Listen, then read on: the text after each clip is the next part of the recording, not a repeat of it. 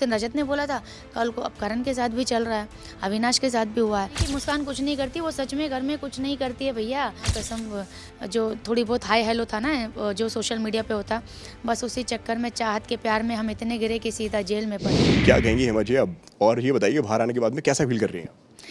बाहर आने के बाद मेरी एकदम दुनिया बदल गई है। सिर्फ एक ही दिन हुआ है लेकिन चारों तरफ मीडिया मीडिया है।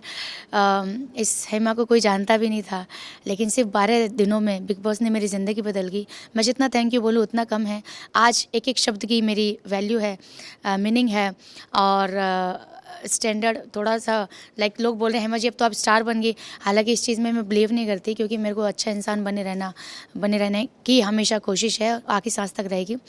और आप मेरा इंटरव्यू ले रहे हैं जिसका, क्योंकि आप हमेशा सबका इंटरव्यू लेते हैं कि आप बिग बॉस फॉलो करते हैं, आप बताइए बिग बॉस के बारे में क्या बात है। एक दिन आपने मुझे पूछा था तो मैंने बोला था कि मैं बिग बॉस फॉलो नहीं करती, लेकिन हाँ मैं ऐसा हूँ, तो आपने तो आज मुझे इतना अच्छा लग रहा है कि आज आप मेरा इंटरव्यू ले रहे हैं और एज ए कंटेस्टेंट ले रहे हैं, ठीक है। तो आई एम सो हैप्पी कि आज आपसे मेरा इस तरीके से बातचीत हो रही है, मुलाकात हो रही है टैली मसाला पे। और ईमानदार किस्म के इंसान हैं आप, और भगवान आपको बहुत कामयाबी दे, और मैं तो अब छा गई। तो हेमा सबसे पहले तो अब ये बताइए, घर के अंदर ऐसा नहीं लगता कहीं ना कहीं यार जर्नी थोड़ी सी छोटी रह गई यार, करने गए थे बहुत कुछ लेकिन सिर्फ 13 दिन के अंदर में बाहर आना पड़ा है?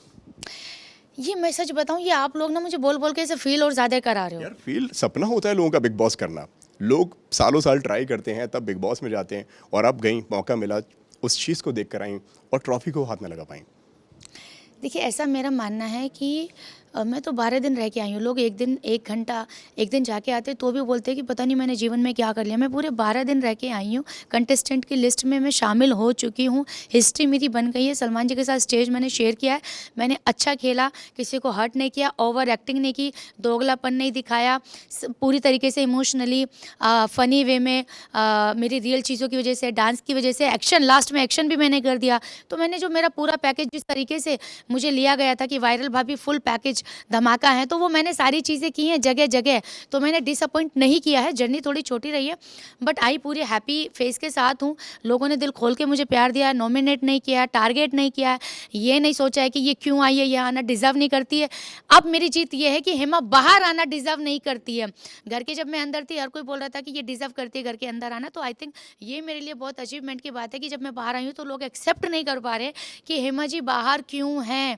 हेमा जी घर के बाहर जाना डिज़र्व नहीं करती हैं, जो घर के अंदर है वो घर के अंदर रहना डिज़र्व नहीं करते। तो भैया समझ लो मैं कहना क्या चाह रही हूँ।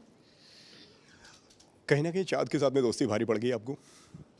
हाँ, दोस्ती तो खैर हुई नहीं थी, पर माँ कसम, जो थोड़ी बहुत हाई हेलो था ना जो सोशल मीडिया पे होता, बस उसी चक्कर में, चाहत के प्यार में हम इतने गिरे कि सीधा जेल में पड़े।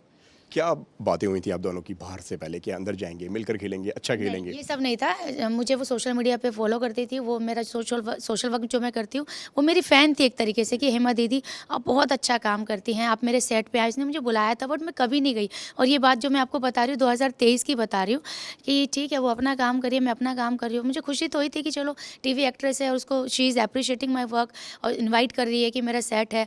बट जब मुझे पता चला चाहत पांडे इसमें है तो आई वॉज डाउटफुल। बट सबसे पहले दूसरे नंबर पे जिसने मुझे गले लगाया, जिसने मुझे पूरा घर घुमाया, हेमा जी ये है वो है ये है, बाद में बस हेमा जी ऐसा ऐसा टास्क है, अगर 2 लोग हाँ बोलते हैं तो मैं जेल से बच जाऊंगी। और भैया बड़ा दिल है, हमने हाँ बोल दिया। तो हेमा जी मैं आपकी हाँ समझूं? हाँ हाँ ठीक है बोल दो। हेमा शर्मा ने बोल दिया। बिग बॉस का पहला दिन हम सीधा जेल में आ गए। फिर हमने घर जो है पूरे 6 दिन बाद देखा। तो ऐसा थोड़ा ट्रेजेडी भी हो गया, लोगों को बड़ी दया भी आई। बट शायद वो ओपनिंग मेरे से लिखी थी। जैसे बिग बॉस का जब फर्स्ट एपिसोड आ रहा था तो ओपनिंग उसकी मेरी आवाज़ से हुई है, कि जिसमें सबसे पहले आवाज़ आती है कि मुझे ऐसा लगता है ये चाय फटेगी, तो that was my voice. Hema क्या लगता है अगर आप ना निकलती तो किसको निकलना, कौन घर से बाहर आना डिजर्व करता था आपके हिसाब से?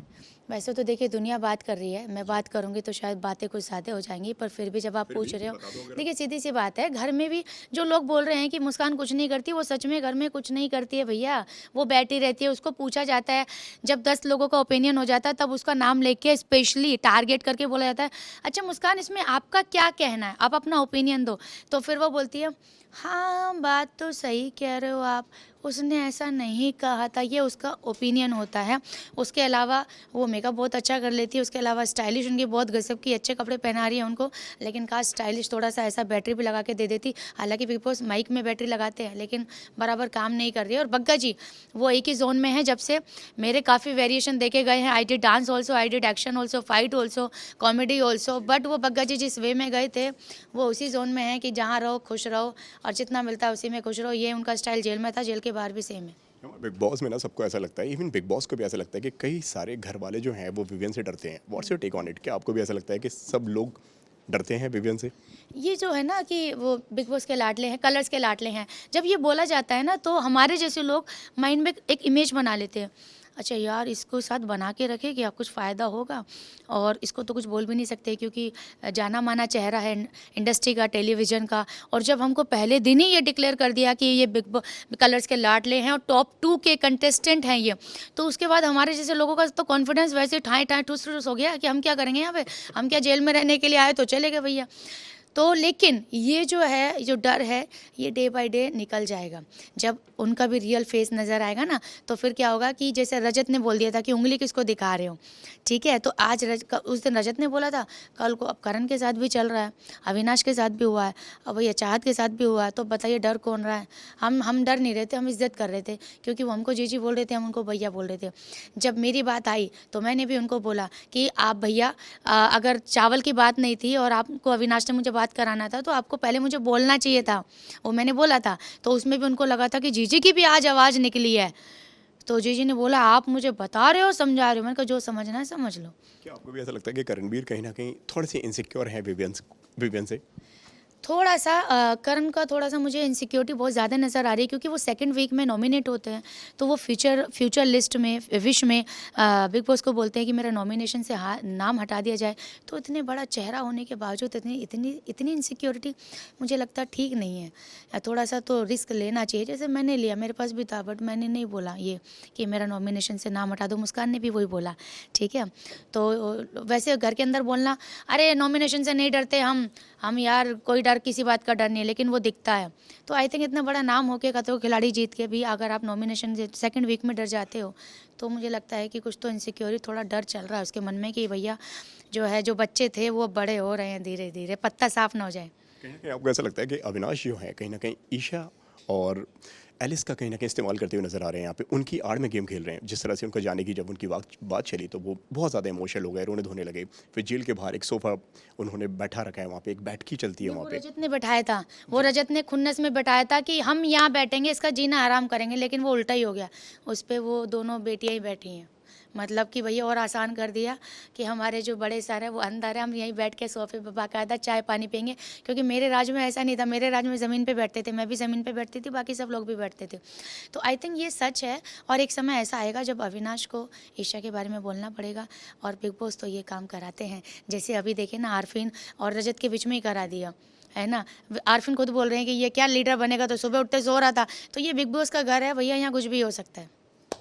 लास्टली क्या मैसेज होगा आपका ऑडियंस को लेकर, जो भी आप बोलना चाहें? अगर घर में जाने का दोबारा अगर मौका मिलता है तो इस बार क्या स्ट्रैटेजी होगी, और किसको सबक सिखाना रह गया है अभी आपके हिसाब से कि भाई इसको ना लेसन देना बहुत ज़रूरी है, पिछली बार मौका नहीं मिल पाया, इस बार मिलेगा तो ज़रूर देंगे?